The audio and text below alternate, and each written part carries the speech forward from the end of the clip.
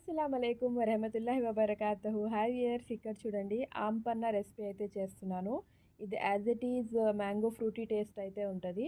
దీన్ని కాల్చి కూడా చేస్తామండి. నేను ఇక్కడైతే కుక్కర్లో అయితే చేస్తున్నాను.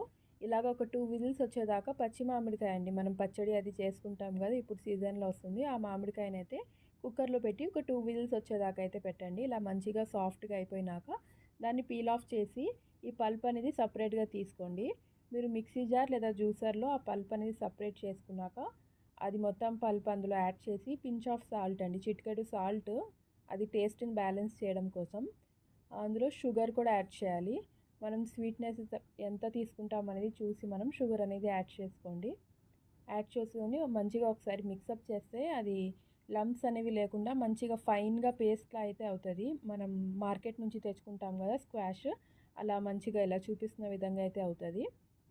ఇలా అయినాక ఇప్పుడు దీన్ని గ్లాస్లో ఎలా సర్వ్ చేసుకోవాలో చూపిస్తాను చూడండి. ఇప్పుడు గ్లాస్లో ఒక 2 or 3 స్పూన్స్ అనేది ఈ మామిడికాయ పేస్ట్ అనేది వేసుకోవాలి.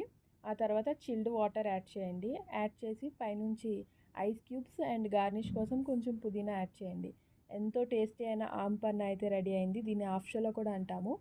ఈ ఆంపన్నాలో 2-3 టైప్స్ ఆఫ్ ఆంపన్నాస్ అయితే ఉన్నాయండి. మసాలాతో చేస్తారు, సాల్ట్ వేసి, సాల్ట్, జీలకర్ర పౌడర్ ఇవన్నీ వేసి కూడా చేస్తారు.